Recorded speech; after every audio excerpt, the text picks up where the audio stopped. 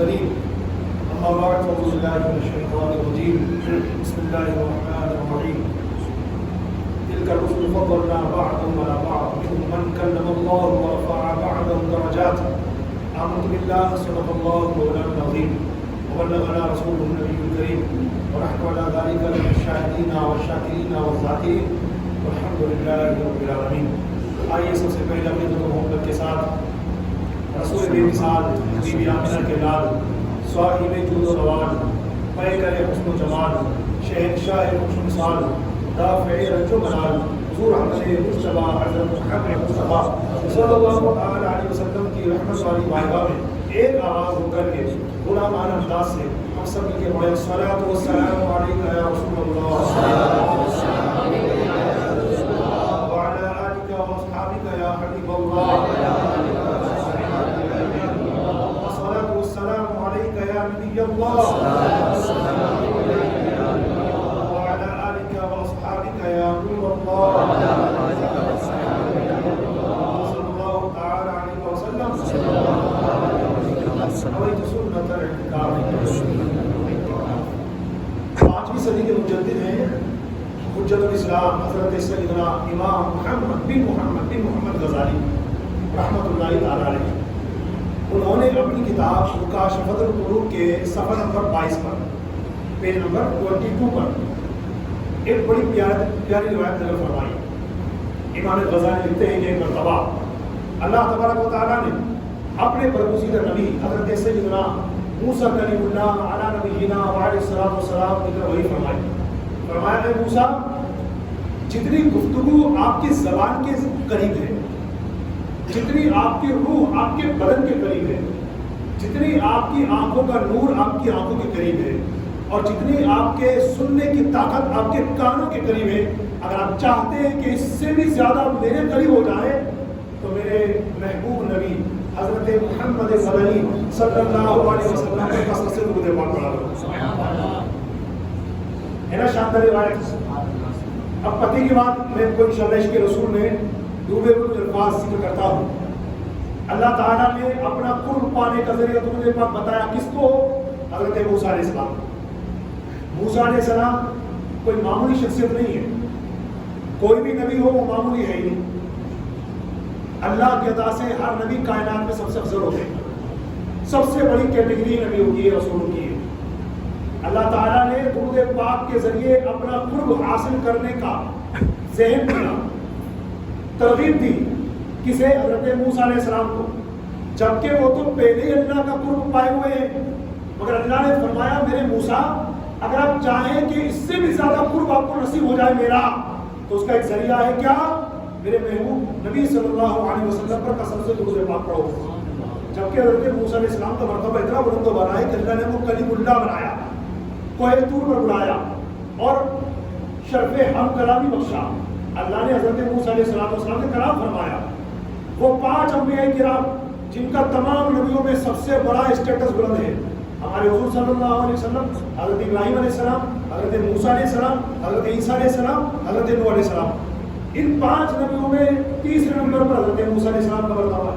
تو جو اتنے اعلیٰ اسٹیٹس پر فائز ہو وہ نبی حضرت موسیٰ علیہ السلام، اور اللہ ان سے فرمائے موسیٰ اگر آپ اس سے بھی زیادہ میرا قرب حاصل کرنا چاہو تو میرے پیارے نبی صلی اللہ علیہ وسلم پر قسم سے درود پاک پڑھو۔ اس سے ہم غلامان مصطفیٰ کو یہ ذہن دیا گیا کہ اللہ کا قرب پانے کا بہترین ذریعہ ہے حضور کی بارگاہ میں درود پاک۔ یہ تو ہمیں اپنے پر غور کرنا پڑے گا کہ ہم روزانہ حضور کی بارگاہ میں کتنا درود پڑھتے ہیں۔ میں آپ کو آج ایک مشورہ دیتا ہوں، ماہ ربیع الاول جاری ہے، آپ روزانہ کتنی بار درود پڑھ رہے ہیں آپ جانیں، میں روزانہ کتنی بار درود پڑھ رہا ہوں میں جانوں۔ اور ایک مشورہ یہ بھی دینا چاہوں گا لگے ہاتھوں کہ بار بار اپنے درود وغیرہ کی تعداد بیان مت کیا کرو کہ 4 آدمی کے بیچ میں بیٹھے وہی اپنی دعا ہے، زیادہ نہیں نا، ماشاءاللہ 2500 تو روزانہ ہو ہی جاتے ہیں۔ یہ کیا انداز آپ کا؟ میرے استاد گرامی نے مجھ سے فرمایا بیٹا اپنے نام اعمال میں کچھ نیکیاں ایسی بھی جمع کرو اللہ کے سوا جن کا گواہ کوئی نہ ہو۔ آپ جانو آپ کا رب جانے۔ میں تہجد پڑھتا ہوں میری قوم کو بتائیں، میں درود کتنے پڑھتا ہوں میری قوم کو بتائیں، میں استغفار کتنا پڑھ لیتا ہوں میری قوم کو بتائیں، میں اشراق و چاشت کب سے پڑھ رہا ہوں اور کتنی رکعتیں پڑھتا ہوں یہ میری قوم کو پتا ہو کیا گیا بھائی. ہر نیکی آپ نے تو اپنے بچپن کے زمانے سے اپنے بڑے بزرگوں کے ذریعے یہ کہاوت سنی ہے. اور کہاوت کیا ہے؟ بڑا ہمارے بزرگوں کا بڑا پیارا جملہ ہے. وہ کہتے تھے نیکی کا دریا میں ڈال. میری بات سمجھ رہے؟ نیکی کا دریا میں ڈال مطلب نیکی کر کے بھول جاؤ, گناہ ہو جائے تو یاد رکھو تاکہ اللہ سے ڈرتے رہو یا اللہ معاف کر دے یا اللہ معاف. لیکن آج کی سچویشن کیا ہے؟ نیکی کر سوشل میڈیا پہ ڈال, نیکی کر واٹس ایپ پہ ڈال. سچویشن اتنی خراب ہو گئی ہماری قوم کی. حج کرنے گئے جناب کہاں پر؟ مکہ شریف. اس وقت کیا کر رہے ہیں؟ طواف خانہ کعبہ. عمرہ کرنے گئے جناب کہاں پر؟ مکہ شریف میں. اس وقت کیا کر رہے ہیں؟ طواف خانہ کعبہ. اور طواف خانہ کعبہ کا سیلفی بن رہی ہے. مجھے بتاؤ یہ کیا کون سے ناٹک کر رہے ہو؟ اور کہاں پر؟ وہاں پر جہاں ایک گناہ کرو گے تو 1,00,000 گناہ کے برابر ساتھ دیا جائے گا. وہاں پر مجھے بتاؤ کہ وہ لوگ کم ہیں. یہ منظر تو میں نے اپنی آنکھ سے دیکھا. ایک شخص نماز پڑھ رہا تھا. میں ایک شخص کی مثال دے رہا ہوں صرف سمجھانے کے لیے. بات درجنوں اس طرح کی مثالیں ہیں. نہ جانے کیا ہو گیا میری قوم کو. ایک بندہ نماز پڑھ رہا تھا. میں نے خود اپنی آنکھوں سے دیکھا. یہاں نماز پڑھ رہا تھا ممبر شریف کے سامنے. یہاں اس کے سامنے بندہ آگے کھڑا ہو گیا باقاعدہ. یہ میں مسجد میں کھڑے ہوئے بات کر رہا ہوں آپ سے. ایک بندہ یہاں ممبر رسول کے سامنے نماز پڑھ رہا تھا.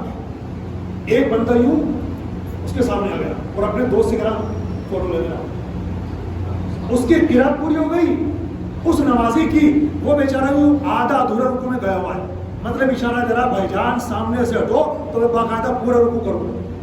مگر بھائی جان کو کبھی یوں کرتے اشارہ کر کے ممبر میں فوٹو ہونا چاہیے تاکہ میں اپنی قوم کو بتاؤں تو صحیح, اپنی برادری کے لوگوں کو بتاؤں تو صحیح, اپنے محلے والوں کو اپنا فوٹو بھیجو تو صحیح. کہاں کھڑا ہوں؟ ممبر رسول کے سامنے. لا حول ولا قوت الا باللہ العلی العظیم.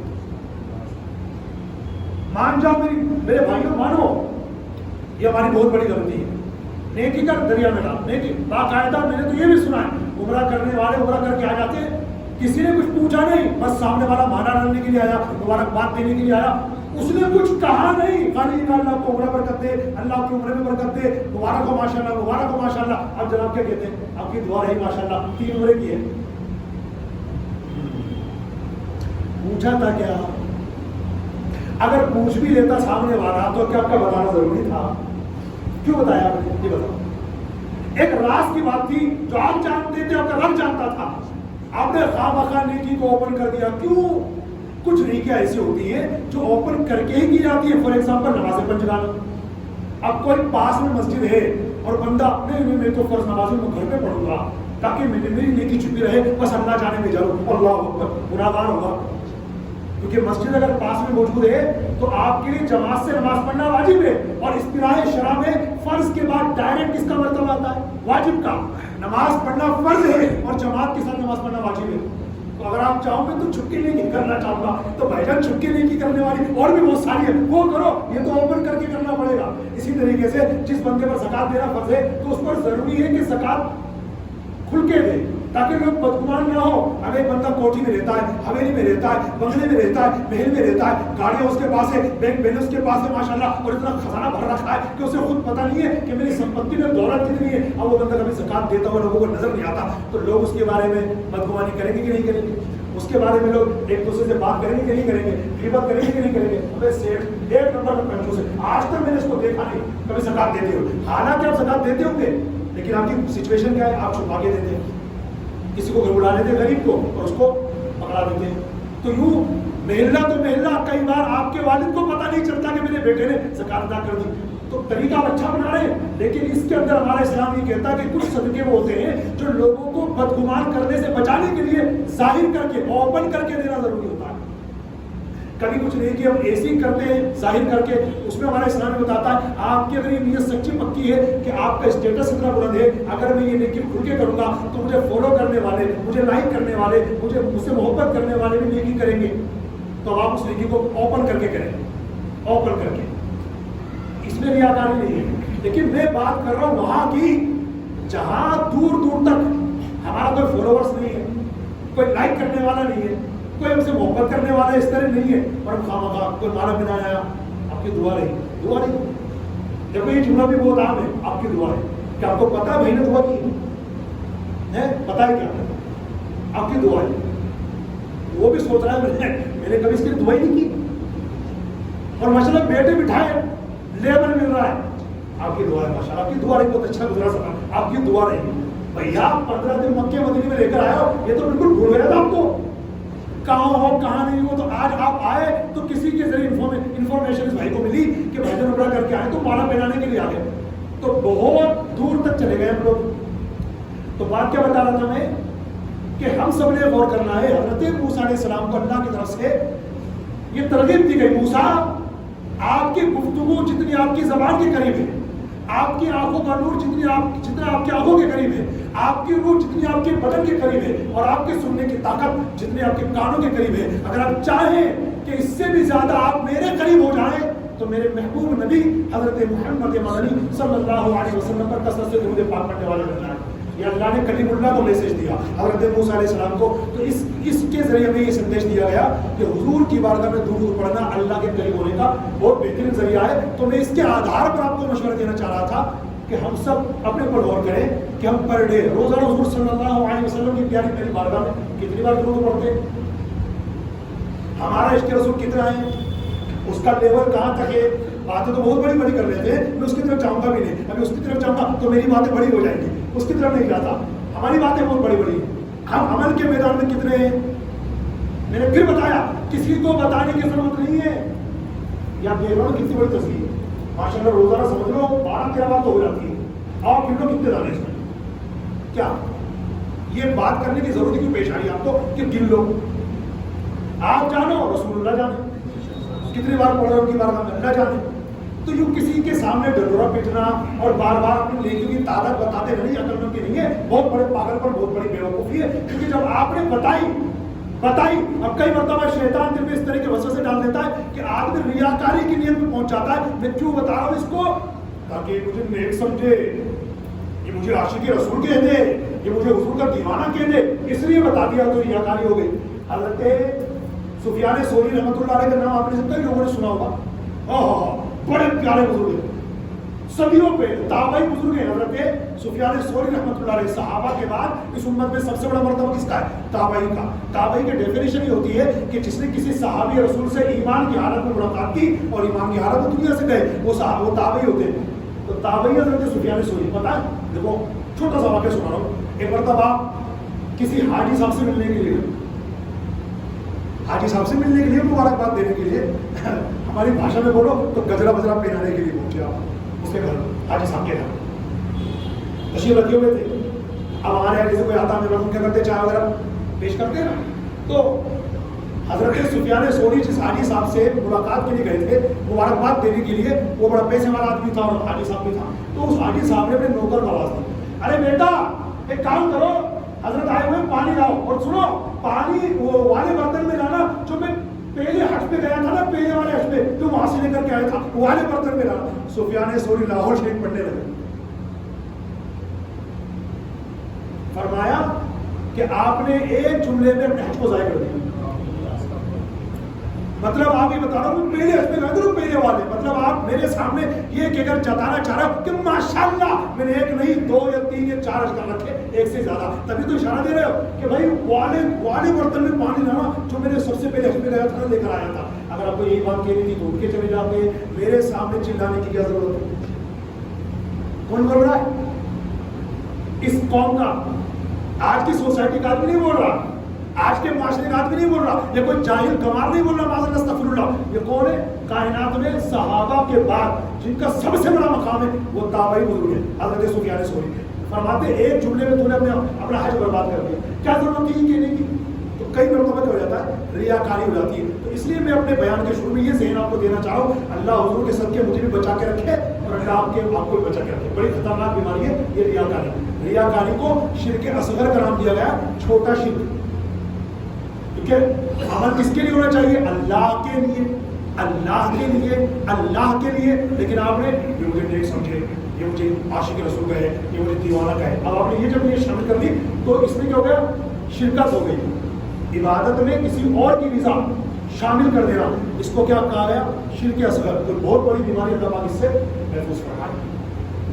تو روزانہ واقع علیہ السلام کی بارگاہ میں کثرت سے درود پاک پڑھے. اور ایک مشورہ یہ دینا چاہوں گا, اللہ مجھے بھی توفیق دے, آپ کو بھی دے, بڑا اچھا میرا مشورہ, اگر آپ اس کو قبول کرے تو کر لیجیے گا، روزانہ کوئی ٹائم ایسے نکالیں آپ، کثرت سے درود پاک پڑھنے کی جو تعداد ہے نا وہ کم سے کم منیمم وہ 313 ہے، یعنی اگر کوئی عاشق رسول روزانہ حضور کی بارگاہ میں 313 بار درود پڑھ لیتا ہے تو یہ سیدھا سیدھا آؤٹ پٹ نکلتا ہے اس بات کا کہ ماشاءاللہ یہ حضور کی بارگاہ میں کثرت سے درود پڑھنے والا ہے. اور میرے آقا نے فرمایا قیامت کے دن لوگوں میں میرے سب سے زیادہ قریب ہوگا جس نے دنیا میں مجھ پر کثرت سے درود پڑھے ہوں گے. اب کثرت کا مطلب ہوتا ہے زیادہ سے زیادہ.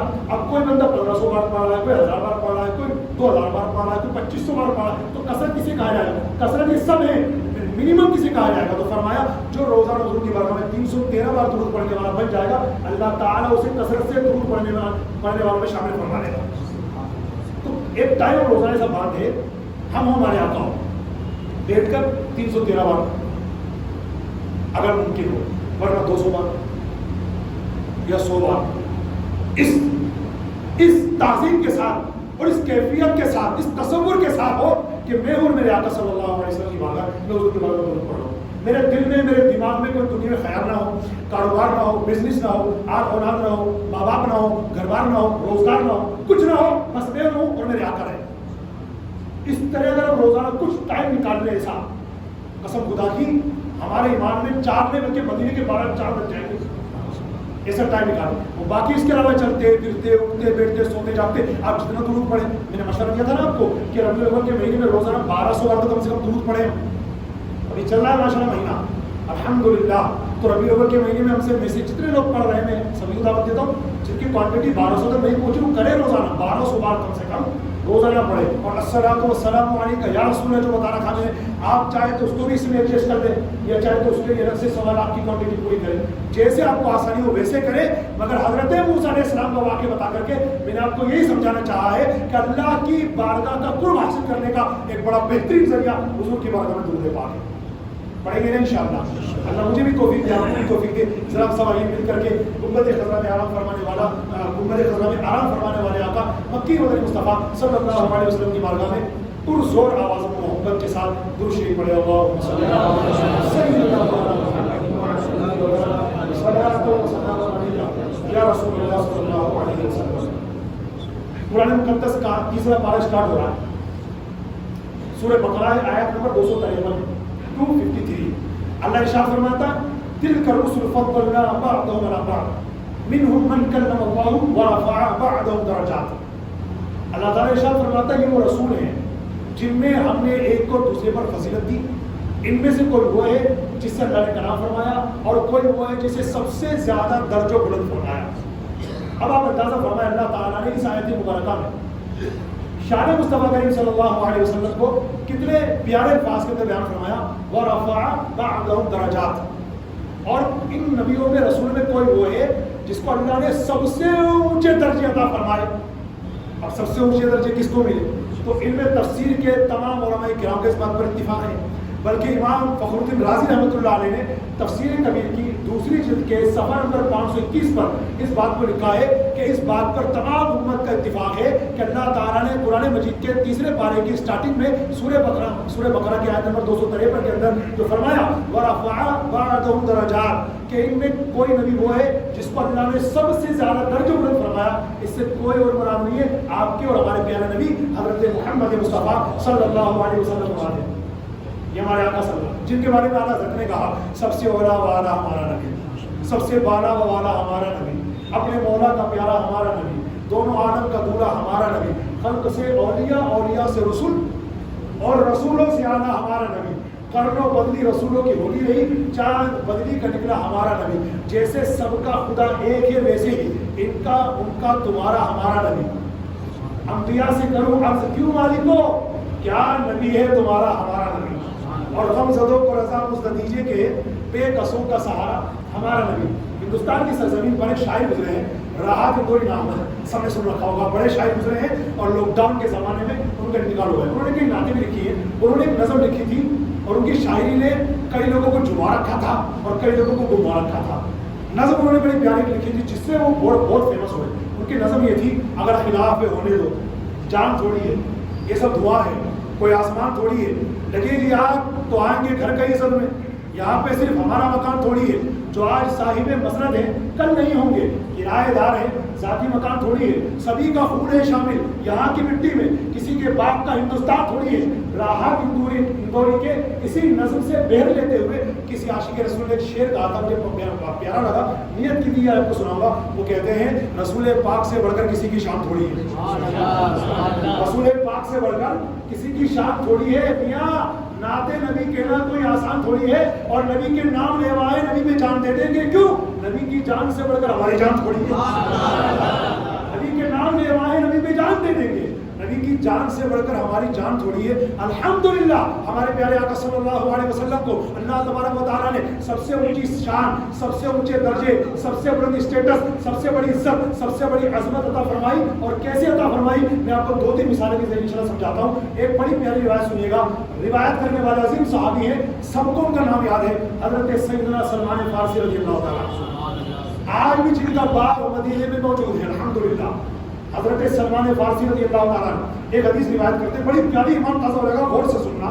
حضرت سلمان فارسی رضی اللہ تعالیٰ ارشاد فرماتے ہیں، ایک مرتبہ ایک آنے والا حضور کی بارگاہ میں آیا اور کہنے لگا یا رسول اللہ، میں جانتا ہوں کہ اللہ تبارک و تعالیٰ نے حضرت ابراہیم کو خلیل اللہ بنایا، حضرت موسیٰ کو کلیم اللہ بنایا، حضرت عیسیٰ کو روح اللہ بنایا، حضرت آدم کو صفی اللہ بنایا، یا رسول اللہ، اللہ تعالیٰ نے آپ کو کوئی خصوصیت کیا عطا فرمائی؟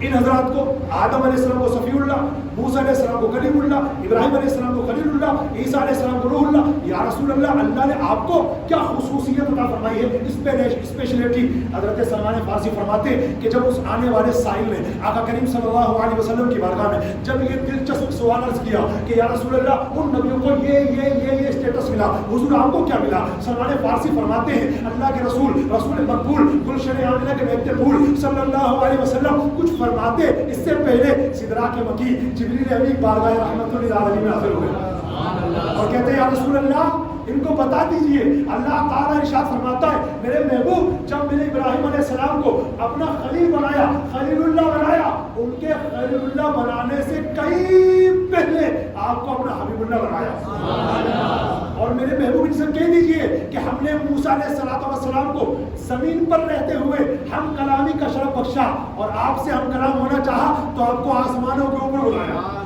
اور محبوب ان سے کہہ دیجئے کہ ہم نے حضرت آدم علیہ السلام کو صفی اللہ بنا کر بزرگی عطا فرمائی، یہ سچ ہے کہ ہم نے آدم علیہ السلام کو بزرگی عطا فرمائی، محبوب ہم نے آپ پر تو دروازہ نبوت بند کر دیا، ہم نے آپ کو اپنا آخری نبی بنایا، سب سے آخری نبی آپ کو بنایا۔ تو حضرت سلمان فارسی رضی اللہ تعالیٰ فرماتے پیارے آقا صلی اللہ علیہ وسلم جواب دیتے، مگر حضور صلی اللہ علیہ وسلم جواب نہیں دے رہے، ان کی طرف سے اللہ جواب دے رہا کہ میں نے اپنے حبیب علیہ السلام کو یہ رتبے عطا فرمائے۔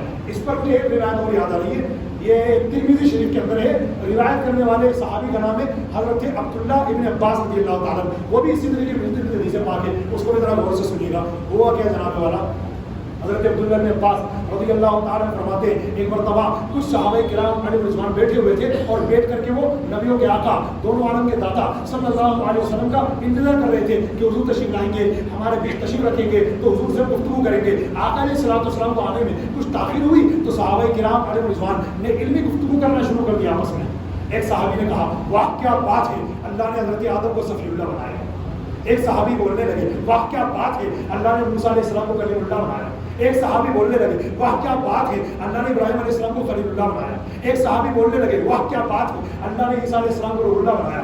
اسی دوران جب یہ صحابہ کرام آپس میں بات کر رہے تھے تو آمینہ کے چاند صلی اللہ علیہ وسلم بھی تشریف لانے لگے۔ میرے آقا علیہ السلام رک گئے، کچھ دوری پر میرے آقا رک گئے اور رک کر کے صحابہ کرام کی گفتگو سننے لگے۔ تو صحابہ کرام علیہ رضوان دیگر انبیاء کرام علیہ السلام کے اسٹیٹس کو اسی طرح بیان کر رہے تھے جیسے بھی میں نے آپ کے سامنے کہا کہ اللہ نے موسیٰ علیہ السلام کو کلیم اللہ بنایا، عیسیٰ علیہ السلام کو روح اللہ بنایا، ابراہیم علیہ السلام کو خلیل اللہ بنایا، آدم علیہ السلام کو صفی اللہ بنایا۔ اس طریقے سے بات کر رہے تھے تو نبی پاک علیہ السلام تشریف لائے۔ ساری گفتگو سننے کے بعد میرے آقا علیہ السلام آگے تشریف لائے، صحابہ کرام نے حضور کا استقبال کیا۔ میرے آقا علیہ السلام ارشاد فرمانے لگے میرے صحابہ میں نے تم سب کی گفتگو سن لی ہے، تم یہی کہہ رہے تھے نا کہ آدم علیہ السلام صفی اللہ ہے، موسیٰ علیہ السلام کلیم اللہ ہے، عیسیٰ علیہ السلام روح اللہ ہے، ابراہیم علیہ السلام خلیل اللہ ہے۔ سنو الا وانا حبیب اللہ ولا فخر، الحمدللہ میں حبیب اللہ ہوں۔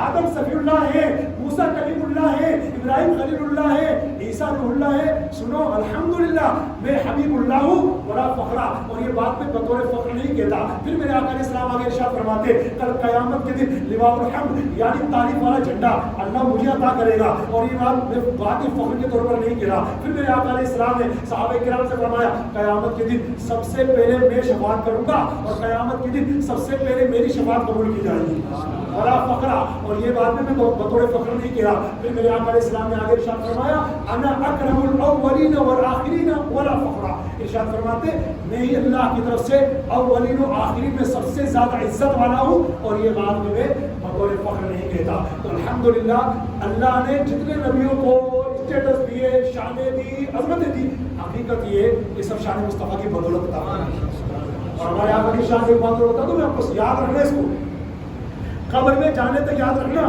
کیونکہ جو ہمارے بڑے بڑے بزرگ چلے گئے دنیا سے، جو ہمارے نوجوان چلے گئے دنیا سے، جو خواتین چلی گئی دنیا سے، ان سب سے قبروں میں 3 سوال ہوئے، لیکن انداز دیکھو آپ، قانون قدرت دیکھو آپ، ہم بھی جب قبر میں جائیں گے ہم سے بھی 3 سوال ہونے ہیں۔ ہم سے پہلے جو مرحومین چلے گئے ان سے بھی 3 سوال ہوئے، اللہ پاک ان کی بے حساب مغفرت فرمائے۔ اور یہ بھی یاد رکھنا، کچھ لوگ کہتے ہیں کہ یار یہ سوالات جیسے ہوتے ہیں ہم سے کہ حضور کے بارے میں دنیا میں کیا کہتے تھے، تو یہ سوالات کیا پچھلی امتوں میں سے ہوتے تھے؟ جی نہیں، یہ سوالات جو ہوتے ہیں نا یہ صرف اس امت کا خاصہ ہے۔ گزشتہ امتوں میں سوال اگر ہوتے تھے تو 2 ہوتے تھے، کیا من ربک اور ما دینک۔ اس امت کے اندر ایک تیسرا سوال لکھ دیا گیا، اور وہ کیا؟ سنیے، پہلا سوال یہ کیا جاتا ہے من ربک تمہارا رب کون ہے، دوسرا سوال ہوتا ہے ما دینک تمہارا دین کیا ہے، اور تیسرا سوال کیا بھی جاتا ہے اور کچھ دکھایا بھی جاتا ہے۔ اس مردے کے اور مدینہ شریف کے بیچ میں جتنے پردے حائل ہوتے ہیں سب اٹھا دیے جاتے ہیں، اور نورانی چہرہ چمکاتے ہوئے نور والے آقا صلی اللہ علیہ وسلم اس کی قبر میں تشریف لاتے ہیں،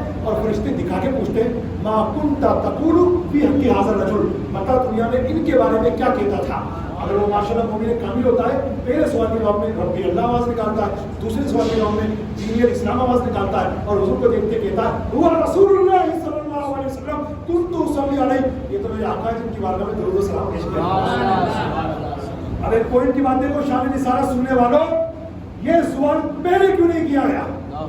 حضور کو پہلے ہی اس کی قبر میں لایا جاتا، اور میرے آقا پہلے تشریف لے آتے اور پہلا سوال ہی کر لیا جاتا، بتا ان کے بارے میں کیا کہتا تھا۔ مگر پہلا سوال یہ نہیں ہوتا، پہلا رب کے بارے میں، دوسرا اسلام کے بارے میں، اور تیسرا آقا کریم علیہ السلام کے بارے میں، تو تیسرا مطلب آخری سوال حضور کے بارے میں کیوں پوچھا جاتا ہے؟ تو فرمایا اس لیے کہ نجات اسی سوال کے جواب پر ہوگا۔